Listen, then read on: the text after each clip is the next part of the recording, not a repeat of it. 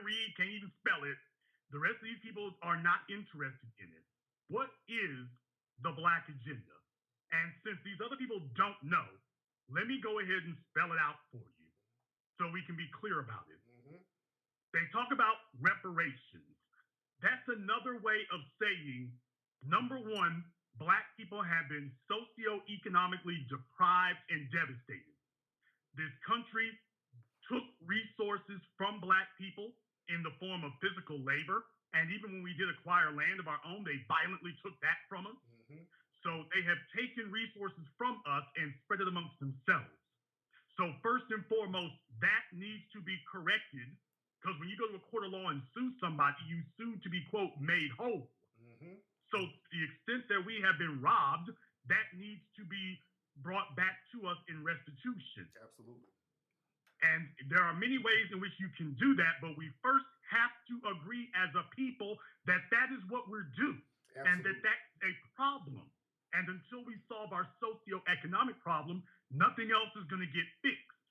Now, however you want to define it, anybody who tells you that the problem is education, the problem is healthcare, the problem is psychology, the problem is religion. These are people running from the issue. You can't do anything with any of those issues if you don't have any resources. You're just a beggar hoping for charity. Problem number two, state-sanctioned violence against Black people. If I, as a Black person, harm or shoot another Black person, I'm going to jail. I'm going to be punished. Nobody is going to say, well, we'll get at a pass. There isn't going to be a jury that's going to let me off the hook. And there's not going to be a prosecutor who's going to say, well, you know, we need to see more evidence. But yet, as a Black person, if a white person, and if you're a Black person who kills a white person, you don't even have to commit a crime. There are plenty of Black folk who are in jail who didn't commit a crime against a white person. You were just accused on eyewitness testimony alone, and you got to wait for the Innocence Project 30 years later to fight through the courts to get DNA evidence to get you out of prison. An accusation by a white person can put you in prison for the rest of your life. An accusation by a Black person will not put a white person in prison for the rest of their lives. Absolutely. That won't happen. So state-sanctioned violence against Black people. After all, what good is education if you meet Officer Michael Slager? Exactly. What good is health care if you meet Officer Geronimo Yanez? What good is politics if you meet Officer Betty Shelby? We need to get our damn priorities in order. And the HBCUs should have been teaching this all this time, but they haven't. So if you want to define the Black agenda, and most of you have never heard this tonight, we've all been preaching about this for years. Dr. Claude Anderson has been preaching about it for decades. It first and foremost begins with a socioeconomic agenda of restitution, however you want to define it. It begins with the socioeconomics. And number two, it begins with stopping state-sanctioned physical violence against us.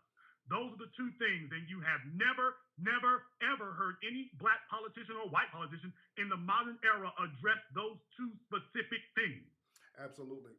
We should definitely have something almost like the Native Americans have. They have certain sanctuary or sovereign towns and cities and areas where other people can't come in and police those areas. We need the same thing for our people within our community. That's exactly what we need. Another thing, I'd go beyond that. Go ahead. I would go beyond that and say that we need to have this is what Dr. Claude Anderson talked about, and it's true. We do need to have a nationally recognized sovereignty where Jewish people are concerned, and all of you on the phone know this. If you've been through any of the Hasidic areas in New York City, basically you won't see police out there. Mm-hmm. You don't see them there. Brother, there was a video of a Black officer in one of those Jewish areas in New York. They ran him out of there. This was a few weeks ago. All my New York people, y'all know them. They ran the cop out of there. Oh yes, over there in Brooklyn, off of Ocean Avenue, and there's a number of different places. I won't run down the list. Yeah. But those of you in Brooklyn, you know over there off of Ocean, where they got the letter streets and the number streets. Those are all Hasidic neighborhoods. You can see them at 2 and 3 in the morning, walking down the street with their black hats and their hair braided and whatnot, and the women pushing the strollers and whatnot for blocks and blocks. And I don't have a problem with that. That's what they're supposed to do. Mm-hmm. They have been a people who were oppressed. They were a people who got rounded up, at least 6 million of them for extermination. But guess what? We had 100 million of us rounded up. I think that we should be even more concerned. We should have even more of that. So first and foremost, it needs to be recognized, and it starts with us. We have to recognize and accept that we are, as Dr. Clarence said, an exceptional people. We are separate. We are an exceptional and separate case from everybody else. No, you are not. We are not minorities like you. We are totally different from you. Like the Native Americans are totally different from everyone else. We're totally different. The Native Americans were not immigrants, and neither were we. Exactly. So we need to have that recognized formally, and then there are the new rules that go into effect. You can't go onto a Native American reservation and inflict the law there. As Black people, you need to have some sort of extra credentials before you can even encounter us. And if any act of violence takes place against us, it should be treated as an international incident on American soil. I'm talking about taking it to that type of degree, at least judicially. Absolutely. That we recognize that the onus is on anybody. If you harm them, they're unarmed and they've been harmed, we're going to check you out at every level. You know the way they do police? If you harm a police officer, they're kicking in your front door and taking your computers and your laptops and stuff. That's what needs to be done for us. The reason it doesn't happen, however, is because you got a bunch of Black folk who say, nah, they start getting scared. Exactly. They start getting nervous when we talk like this because that little white supremacist who sits on every Black person's shoulder is telling them, now, you know they wouldn't be happy. Who gives a damn if they're not happy? This is what we're due. This is why Jewish people can talk about a state of Israel and Black people don't even want to say Black city. Power is not asked for or requested. It damn sure isn't begged. It is taken. And first of all, we got to start with our identity, that we're not asking to be recognized by the government. We recognize ourselves first, and the government, the society, and everybody else here is going to follow it, whether they wish to or not. Professor Blacktooth, you want to add to that, brother? I think Jason said it all. Yes, indeed. Yes, indeed. So with the Democrats coming up with all the stuff they're coming up with, and this is another thing too, we got to watch these little side movements that's orchestrated by the white supremacists that they put a black face on, because that distracts us too. One thing I see that they're trying to do, when we try to organize as Black men and Black women, they come through with their riffs. They did it in the 60s. They're doing it with the Me Too movement. Because what we're talking about is, we're talking about getting tangibles, but we got to be very cognizant of these outside entities trying to get us away from each other. I've noticed that with the Democrats and some of these other politicians, they've been trying to get Black women and kind of say, okay, look, we got a little sister girl alliance over here. Those Hotep Black men, you don't want to be a part of that. Get with Kamala, get down with Hillary. Me Too, we're going to get power for going after these men. So do you think a lot of people in our community are falling for that? At first blush, I would say no. And what we've done has been a shock to the system. One, because they didn't expect it. Two, because it was a lot more pervasive and effective than they thought it was going to be. What they're doing is exactly what I and you and Jason had predicted was going to happen. They were going to start screaming sexism because this is the only play that they really got left. They have tried everything to try to deceive us, and what they landed on that actually worked in the 60s was, let's play on the whole female power angle. And that's where all this intersectionality stuff becomes genocidal. As Black people, we can't afford any distractions. But yeah, the whole thing with these Black men are misogynistic. They're pushing the button. They're trying to figure out, hey, are there any more Angela Davises out there who'll talk Black power but turn feminist first chance that they get? So far, it doesn't seem to be bearing fruit at all. And this is going to lead them to have to do something else.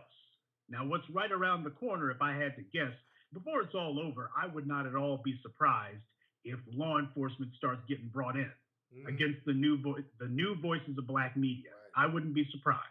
And the reason why is when Black people are listening to something like this and the old tricks don't work, the deceptions and the deceiving and the distractions and disinformation don't work, then it's time, since the propaganda arm of white supremacy has failed, it's time to turn to the enforcement arm and figure out what is there to be done.